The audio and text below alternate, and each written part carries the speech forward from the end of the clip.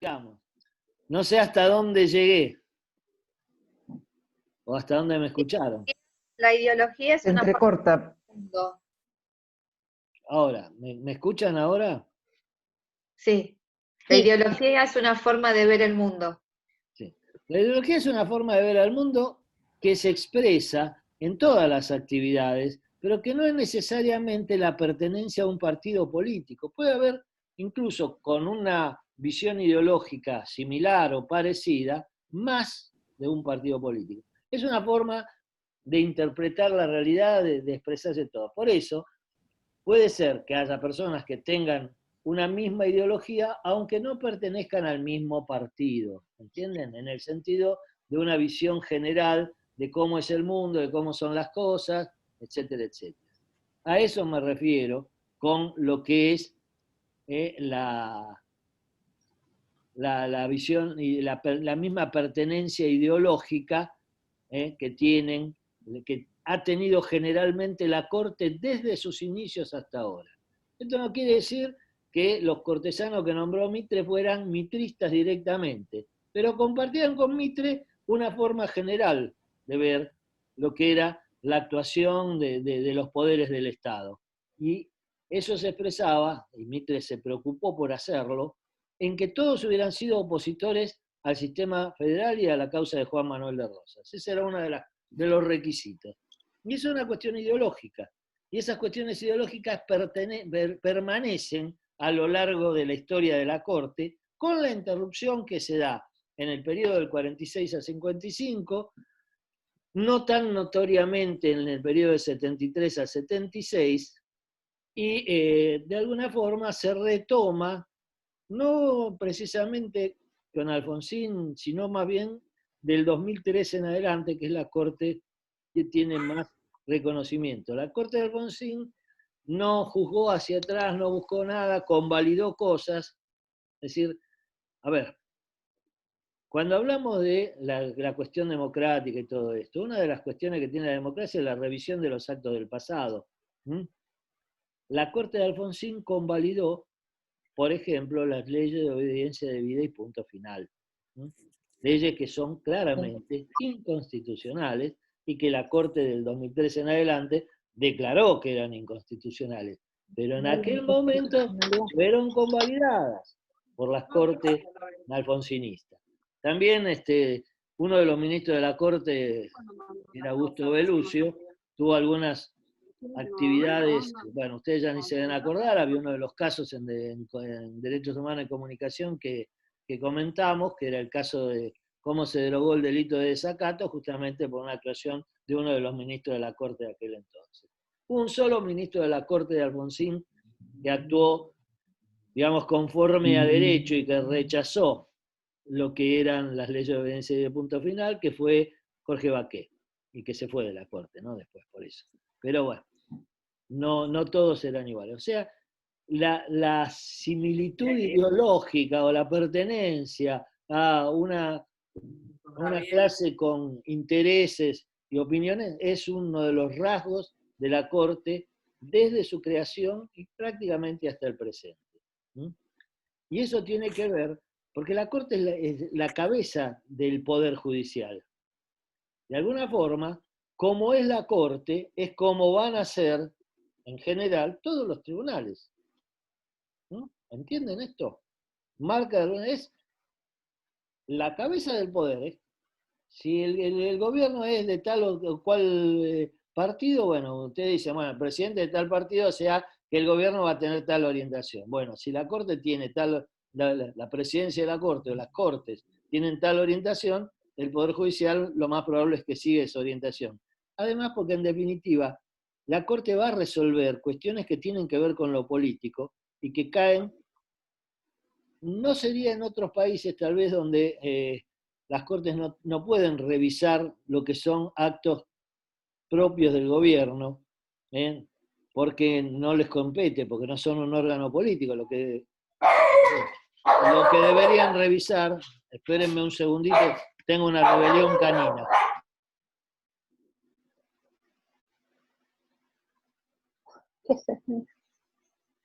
Fíjate si quedan otros tips ahí en el... No.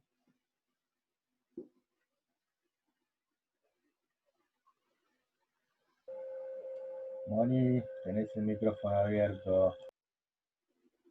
Que le estoy diciendo a mi marido que si quiere rosquitas que hay ahí en el coso, loco. No quiero, ¿eh? ¿Querés rosquita? Dale, venite para Tristán Suárez. ¿Qué es lo que Ahí preparamos el mate. ¿Qué están negociando? ¿Qué es lo que se están...? Por favor, mantengan un... Venta de rosquitas. Profe, se comunicó Analía recién que tuvo que ir a la farmacia a retirar unos medicamentos de la mamá, no se pudo conectar. Está bien. Que la disculpe. Alguien que le pase lo que estamos hablando. Sí, ya quedé que yo le paso y bueno, le dije que estábamos grabando, así que, bueno, que no se preocupe. Hasta ahora lo que tenemos es alguien que me habló del primer periodo patrio, alguien que me habló de parte del periodo hispánico, alguien que me habló de la corte. ¿Quién va a seguir? Porque son 3 y yo veo 1, 2, 3, 4, 5, 6, 7, 8, 9, 10, 11, no sé cuántos acá. A ver, ¿quién sigue?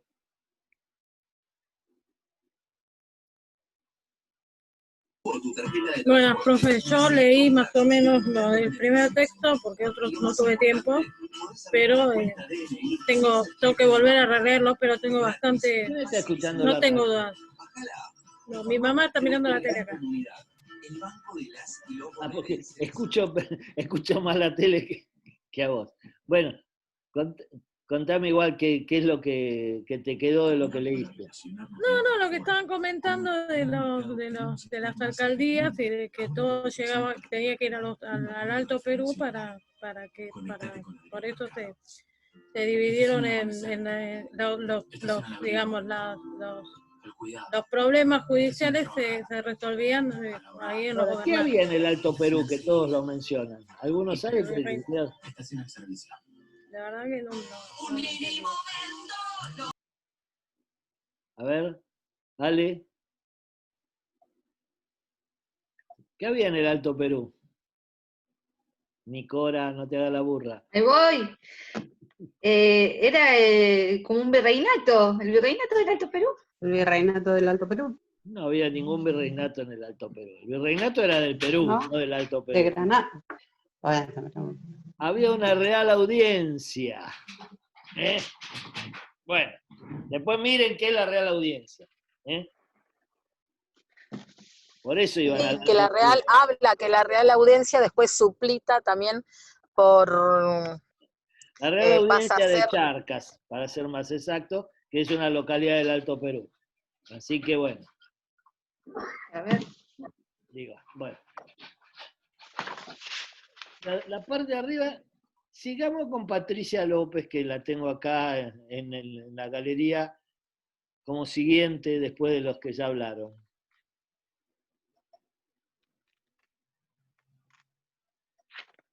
Si habilitas tu sonido, te podemos escuchar. Pasa que mi marido está trabajando, como está hablando también, se clica. Me incorporé hoy, así que estoy escuchando atentamente todo lo que dicen, pero se me complicó las dos veces anteriores. Bueno, pero viste... Así que me estoy poniendo al día ahora. ¿Pero viste el material que hay? Tengo el material, lo tengo, pero no tuve oportunidad de leerlo, así que me voy a poner al día. Bueno. Sí, obvio, sí, incluso hoy retiré lo que mandó ayer. Perfecto, bueno, a ver. Porque se me complica, tengo la tablet, entonces se me complica leerlo desde la tablet. Sí, me imagino. Bueno, entonces vamos a pasar a Chipi. ¿Eh? Qué privilegio que tengo, pero lamento decirle que no pude tener contacto con el material. Lo tengo todo para imprimir. Lo tenés todo por ahí, pero... Sí, lo estoy escuchando atentamente y no se me ocurrió ninguna mentira como para decirme. Bueno, así te dirá cuando tengamos que tomar. Sigamos. Silvina. Habilitá el audio.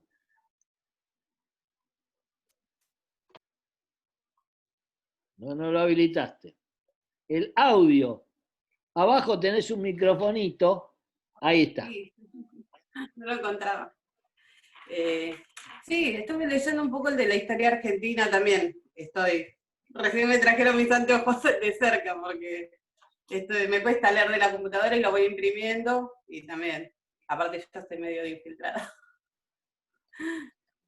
¿Y qué encontraste? ¿Qué te llama la atención? ¿Qué dificultades encontrás y todo eso? No, dificultades no. Me estoy armando una cronología de cómo fue mutando el derecho a través de todas las etapas, ¿no? De lo que fuimos, cómo algunas instituciones incluso perduran, ¿no? Te sorprende que sigan en el tiempo, desde la colonia. Bueno, una cosa para que nos entendamos. Lo que estamos hablando es de cómo se administra justicia. El derecho, en todo caso, es lo que tienen que aplicar quienes administran justicia. Se supone que hay un derecho vigente y que los que lo tienen que aplicar son los que administran justicia. Pero los tribunales no son ni el derecho ni la justicia, son tribunales que tienen distintas formas de acuerdo a las distintas etapas. Lo que ustedes tienen que ver es cómo estaban organizados esos tribunales, es decir, cómo estuvo organizado el sistema de administración de justicia en las distintas etapas. En las dos etapas españolas, en la etapa que va de 1810 a 1853, en la etapa de 1853 en adelante, y sobre todo después de que se producen las interrupciones al orden constitucional de 1930 en adelante. Esa es lo que tenemos que ver ahora para llegar a cómo está hoy integrado el Poder Judicial. Después vamos a ver en las unidades siguientes cuáles son las diferencias o similitudes que hay con los sistemas judiciales de otro país, etc. Pero ahora lo que tenemos que ver es eso. Entonces, no es el derecho, no son todas las leyes, no es necesario que tengan que saberse la ley número tanto, el estatuto provisorio, el reglamento, todo, sino cómo se iba organizando más o menos el sistema de administración de justicia a lo largo del tiempo. Porque a pesar de que parezca que tuvo muchas modificaciones, en general hay cosas que se mantuvieron, que incluso a lo mejor le cambiaban el nombre, pero las funciones eran las mismas, los que la desempeñaban también, etc. Van a ver que no hay tanto. Eso es lo que tienen que ver ustedes. ¿Cómo estaba formado el sistema de administración de justicia en las distintas etapas? ¿Entienden? Bueno, pasemos a Pamela. Que por las dudas tiene los papeles en la mano ya ahí. Sí, no, pero agarré el programa porque lamento desilusionarlos, o desilusionarme más que nada para mí, pero no llegué a leer el texto. Y justo hoy le había mandado un mensaje privado en el campus para ver algunas páginas, porque uno, por ejemplo, tiene 400 y pico. 400 tiene la historia de la Corte Suprema de Justicia. Sí. No tienen que... A ver, vamos a poner en claro. Es muy difícil decirles qué páginas tienen porque no es cuestión de páginas. Es cuestión de que ustedes seleccionen, en este caso, cómo era la conformación de las Cortes. No me interesa decir que conozcan al detalle la historia de cada uno de los integrantes de las Cortes a lo largo del tiempo. Pero cómo fueron integrándose y qué diferencias, si encuentran alguna, hubo. Van a ver que en general no hubo muchas diferencias entre... Hubo diferencias en cambio de miembros, o sea, de aumento de miembros también. Sí, pero eso, bueno, esos son los detalles que pueden decir, bueno, en tal época hubo tantos miembros, en tal época hubo menos, en esta hubo más, hubo algún hecho así trascendente que tuvieron que resolver, bueno, ese tipo de cosas. Pero no me interesa que se conozcan toda la historia de la Corte, porque aparte probablemente se decepcionen mucho de todo y se vayan a vivir a Australia, donde tampoco no sé si es mejor, pero bueno. ¿Entienden? Es decir, no te puedo decir, lee la página 1, la 15, la 23 y la todo. Vas a tener que extraer una cosa. No es el único texto, aparte mandé una pila de textos yo. No sé si recibieron todo. Sí, por eso, pero estuve haciendo como un picadito y dije, ups, como que bastante en todos lados y digo, ¿por cuál me centro? Y no, intenté, pero no me centré en ninguno. Bueno, perfecto. Sigamos entonces. Pasemos a Yasmín. Yasmín, Jara. Me hizo la Hola, profe. Hola. Hola. Sí, ¿qué tal? ¿Cómo ¿Qué estás? tal? ¿Cómo le va? Bien. Bueno, te escuchamos. Con respecto a los textos, sí me llegó el material. Todavía no imprimí este último que mandó, el de la historia de la Corte Suprema, ¿es? Sí. El de 400 y pico de páginas. Ese, hay que leerlo completo porque intenté chequearlo con el programa, pero no hay una especificación. Hay que leerlo completo. Te digo, es exactamente lo mismo que le estaba diciendo a Pamela. No es que tengan que tener todo, entenderse las 415 páginas. Lo que tiene que ver es cómo estuvo conformada la Corte, qué cambios hubo, porque hay jueces que duraron muchísimo tiempo, y en todo caso, qué actuación les cupo o qué cuestiones especiales tuvieron que resolver. Lo mismo y más sintetizado lo van a encontrar en lo que leyó Luciana, en lo que es lo de Barranco Siberia, que es también una historia de la Corte. Les di esas dos opciones, le puedo incluir otra que es la historia de la Corte, la historia política de la Corte, que creo que son 4 tomos. Pero bueno, con lo que... No, creo que con esto estaríamos bien. Chipi se está por suicidar. Fue una consulta. Sí, dale. El de Barrancos y Bedia, ¿no? Sí. Es como una síntesis más o menos de lo que fue la Corte. Sí, señor. Por lo que yo... Ah, listo. Exactamente. Por eso les di 2 opciones. Está mucho más detallada, más explicitada, lo de Zavalía, que lo de Barrancos y Bedia. Pero lo que ustedes necesitan es más la síntesis de la actuación y los periodos en que actuaron, ¿no? Saberse toda la historia de la Corte y todos los fallos, porque además hay muchas cosas que ustedes van a encontrar que son muy técnicas y no las van a llegar a comprender, no, porque ustedes no son abogados ni tienen por qué serlo.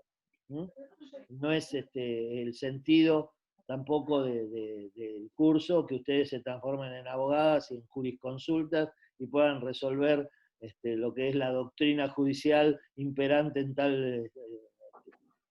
Vayan a los puntos centrales, quiénes estaban en la Corte, cuál fue en todo caso el caso más importante que tuvieron que intervenir. Generalmente son casos que tienen que ver con la política. Es decir, la primera Corte ya tuvo varias cuestiones en las que intervenir. Hubo cuestiones en donde debió haber intervenido y no lo hizo, por ejemplo, en todo lo que es el proceso de lo que Sarmiento y Mitre llamaron la guerra de policía en el interior, los asesinatos de los montoneros y todo, de las últimas montoneras, etcétera, etcétera, la misma guerra contra el Paraguay y todo eso, que hubieran sido cuestiones en las que debería haber intervenido y que no intervino la Corte. O si intervino, ¿en qué casos intervino? Fíjense eso. Después van a ver también en la época de Irigoyen las cuestiones que se suscitan, inclusive en los juicios contra Irigoyen, en la caída de Irigoyen, qué es lo que hacen las Cortes, etc. Eso es lo que tienen que buscar. ¿Quién habló? No le gustó. Bueno. No, yo no, ¿Entendido? ¿Entienden eso? Entendido. Muy bien. Janet me dijo que tenía problemas, no sé si... No, Disculpen, eso. Yo no sé si es mi conexión, pero se está cortando el audio. ¿A quién? ¿A quién se le está cortando? A ver. Mónica, profe. A los demás tienen problemas. A ver, ¿los demás tienen problemas? Quería preguntar eso. ¿Sí? Me parece que la que tiene problemas sos vos, ¿Sí? Sí, porque se me congela la imagen y se corta el audio. Eso bueno, tenés problemas de señal, probablemente. Sí, es posible. Bueno, ahora vamos bien. Disculpen, No, no, está bien. Janet, ¿pudiste...? Bueno, sí, sí, más o menos. No lo leí, la verdad. Estuve leyendo, o sea, estuve viendo un poco muy por arriba porque como no tenía internet hace un par de días. Entonces lo que pude ver es que lo de la corte que mandó ayer, ¿no? Es como una síntesis de lo de Barrancos. Esto es lo que No, es pude al ver. No sé revés. si está bien o qué, pero Janet, perdóname. Barranco sería una perdida. síntesis de lo que mandé ayer, porque lo que mandé ayer tiene 415 páginas y Barranco Sí, mucho menos. Digo. Y además lo que mandé ayer no abarca todos los periodos que abarca Barrancos, que llega hasta claro. el 2000. Sí, sí, es bastante, es un montón. Lo que sí lo tengo que imprimir porque de la compu me cuesta mucho leerlo, así que eso no leí realmente. Bueno. Como dije, lo estuve muy por arriba leyendo hoy. Muy bien, Mónica, entonces. A ver si puede... ¿Mónica? Y bueno, yo estuve leyendo... hola, ¿me escuchan? Sí. ¿Me están escuchando? Sí. Ah, bueno. Nada, había estado leyendo la formación del Poder Judicial Independiente el 1812. Ya había estado hablando Judith al principio de la clase del mismo. Bueno, nada, había hecho algunas anotaciones del reglamento que había redactado el Cabildo y que le recortaba algunas atribuciones a la Junta. Y después me llamaba la atención que, por ejemplo, hablaba de la buena organización, que vendría a ser el primer paso para la división de los poderes, pero que no podía llevarse adelante en un estado revolucionario todavía. Bien, ese es uno de los argumentos para concentrar poder. Ahora no podemos, pero después vamos a hacerlo. Más o menos. Un argumento Claro, sí, bastante es como repetido. que... Sabemos que está mal, claro, pero ahora sigue no lo podemos vigente, arreglar. ¿no? Sigue muy vigente esa forma de actuar. Bueno, algún otro detalle, pero es interesante que lo hayas advertido. Es decir, que veas que lo que se proclamaba por un lado, en los hechos no se cumplía, ¿no? Claro, no se cumplía. Sí, en ese sentido, bueno, hay muchas cosas que vemos cómo se repiten, ¿no? El problema... y sí, dale. había unos términos que no entendí, A ver. Que habla de las cábalas curiales. A ver. ¿Cábalas curiales? Tengo anotado acá. Sí. Cábalas curiales. Cuando se habla de la supresión de la Real Audiencia, por ejemplo, y bueno, a ver. Para los negocios de real... Espera, porque si no, no vas a entender. Por eso les dije que se iban a meter en términos, algunos términos que no se utilizan más, inclusive, como es eso de las cábalas curiales. La Real Audiencia era un organismo que dependía del rey. Si vos te estás alzando en contra del rey, no podés mantener a la Real Audiencia. Es una cuestión práctica. La Real Audiencia era, en definitiva, lo que vendría a ser una especie de cámara de apelaciones común a todo lo que actuaba dentro del territorio del virreinato. ¿Entendés? Entonces, todos en definitiva terminaban en la Real Audiencia, de la Real Audiencia podían saltar al Consejo de Indias y al rey. El problema es que si vos te peleás con todo el sistema, no podés decir, bueno, me peleo con esta parte, pero con esta otra no. Así que a la Real Audiencia les iba mandando cosas. Reemplazar las Reales Audiencias y eso trajo una serie de problemas prácticos. ¿Con qué lo reemplazabas? Problemas que se agudizan cuando cada provincia empieza a organizarse de una manera más o menos autónoma, ¿eh? Como se ríe Luciano. No sé si se ríe de mí o de quién. La cuestión es, porque en definitiva, la Real Audiencia era común para todas, era del virreinato. Ahora, si después Tucumán era una provincia, Entre Ríos era otra, Mendoza era otra, y cada una era una provincia autónoma, ¿cuál era la autoridad? Y cada uno fue organizando su sistema judicial como más o menos pudo. Y eso viene a cuento de lo que decía Mónica, dice, se repiten las cosas. No, es que las cosas del presente tienen origen y tienen raíz. Entonces, muchas de las cosas que pasan ahora pasan porque esto se fue organizando así. Entonces, hay como una serie de tradiciones, de costumbres o de prácticas, que son las que explican por qué pasan las cosas. Por eso, siempre es importante conocer la historia y tener un poco la memoria de lo que pasó en el país para saber por qué llegamos a algunos puntos y por qué a veces decimos, uy, otra vez pasó esto. ¿Y por qué habrá pasado? Y pasó porque viene pasando no desde ahora, sino desde siempre, ¿entienden? Esa es la cuestión importante. También ustedes tienen que pensar que en realidad no hubo lo que hoy tenemos, es decir, la época, ¿por qué hicimos un corte en 1853? Porque a partir de 1853 hay un texto, el texto constitucional, que es común para la mayor parte del territorio. Se va a integrar recién después de 1860, cuando el Estado de Buenos Aires se integre definitivamente.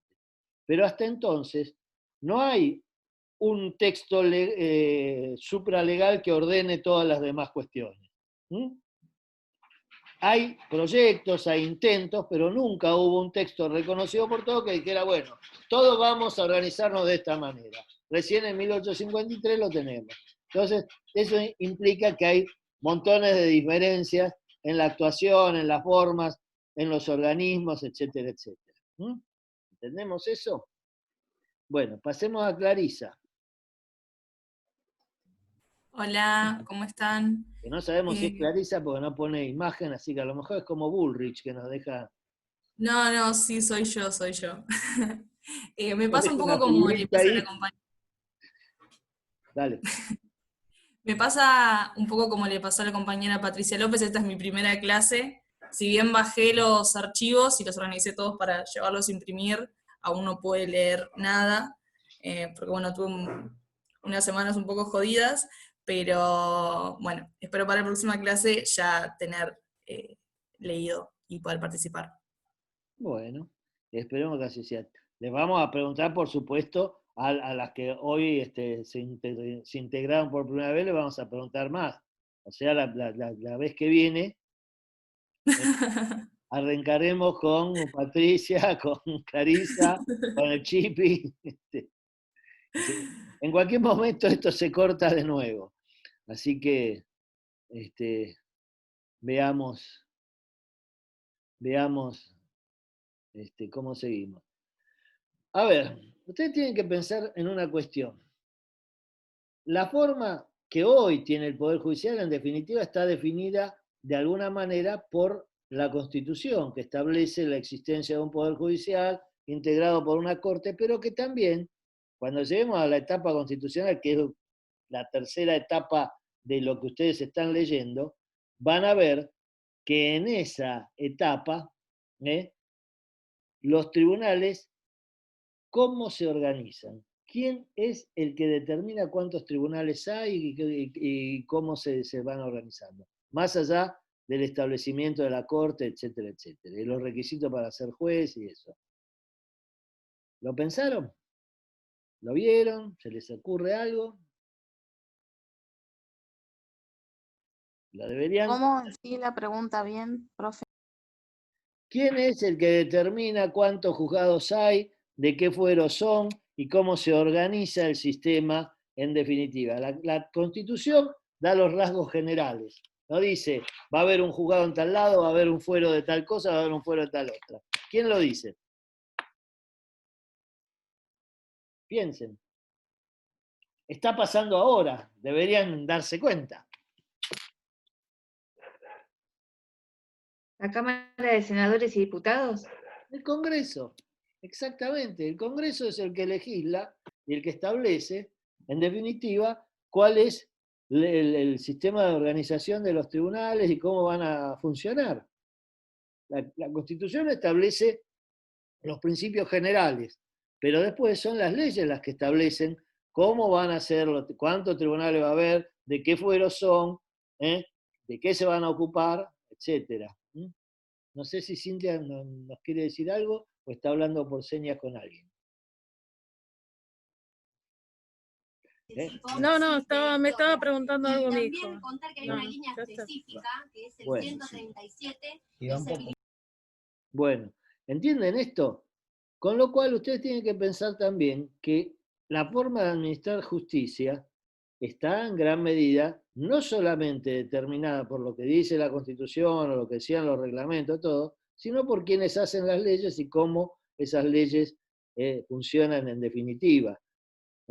Cuáles son los decretos de organización de la justicia y de qué época vienen, cómo se tramitan los recursos. Por ejemplo, ustedes saben cómo se tramita un recurso extraordinario ante la Corte. Hay una ley que establece el recurso extraordinario. ¿Saben qué número tiene? 48. Estamos en la ley 27.700, no me acuerdo cuánto. Es la ley 48, o sea, una de las primeras leyes que se dictaron en este país, es la que establece cómo llegamos a la Corte y sigue siendo la misma casi 160 años después. Con lo cual, la Corte actúa con un retraso de unos 160 años más o menos. ¿Entienden? Entonces, hay ciertas cuestiones que no solamente dependen de la Constitución y cosas por el estilo, sino que dependen de cómo se van formando las leyes y demás. Porque además, el Estado tiene 3 poderes, o sea, divide sus funciones en 3 ramas. 2 de esas ramas están sometidas al escrutinio popular. Son el Poder Legislativo y el Poder Ejecutivo.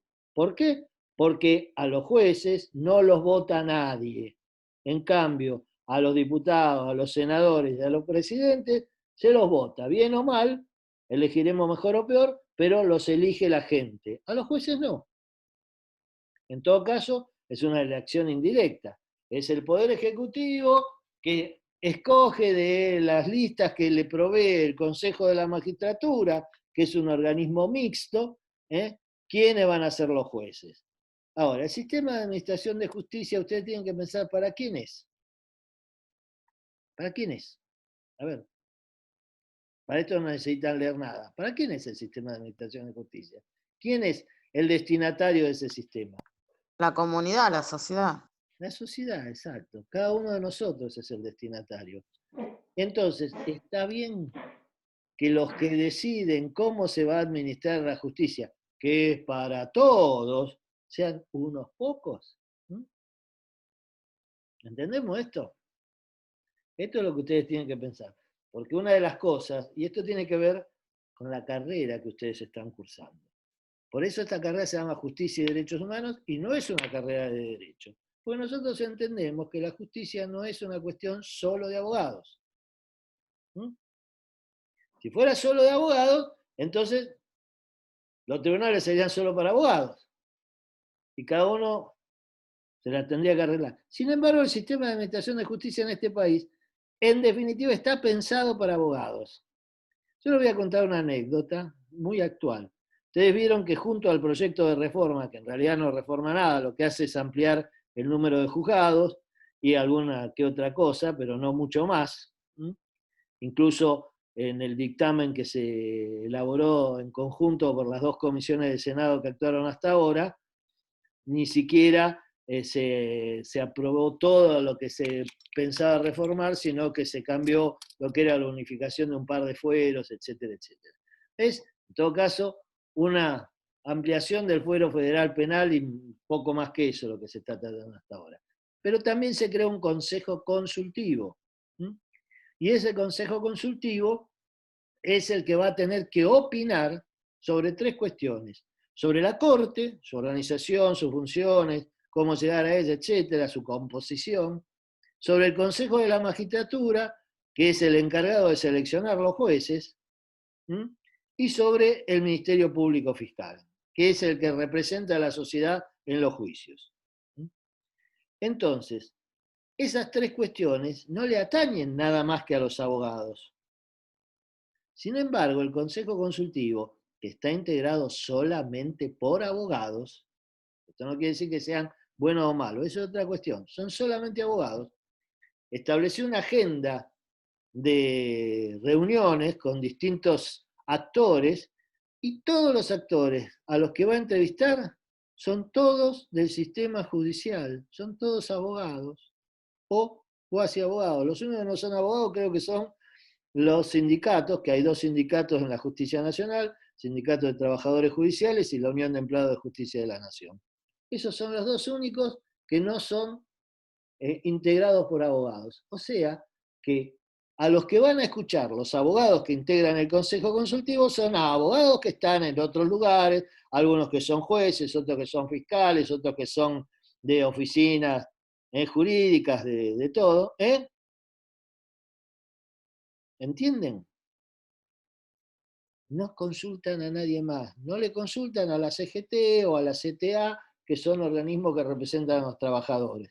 No le consultan, o por lo menos hasta ahora no los tienen en la agenda, vamos a ver si logramos que los escuchen, a los organismos de derechos humanos. No consultan a los movimientos sociales, no consultan a nadie más que abogados. O sea, que en definitiva el sistema de administración de justicia se está volviendo cada vez más una cosa muy de un gueto. Son los abogados y nadie más los que resuelven esto. Y cuando se quiere hacer un cambio, ¿qué pasa? Los mismos tribunales a los que se les aplicarían los cambios resuelven que no se puede cambiar, como hicieron con el intento de reformar la elección de los consejeros del Consejo de la Magistratura en el 2013. ¿Entienden esto? Porque esto es una de las partes de las cosas que ustedes algún día van a tener que trabajar para cambiar. Cuando se reciban y empiecen a trabajar, algunos trabajarán. El Chip y dice, mirá vos, se imagina pegándole un cachetazo a Lorenzetti y diciendo, correte, pelado. No. Bueno, no es para tanto, pero sí, porque hay todo un sistema que en definitiva atañe a todos. Que el cargo de juez lo tenga que desempeñar un tipo que es abogado puede ser comprensible. Ahora, que se defina cómo van a actuar los tribunales y cómo van a actuar todos, sean solamente los abogados, no. Porque esto es para todos. Esto es lo que ustedes tienen que entender. Entonces, cuando ustedes rastreen en el pasado, vean cómo eran a lo largo de cada etapa y vean cómo se fue perfilando esta situación de un poder judicial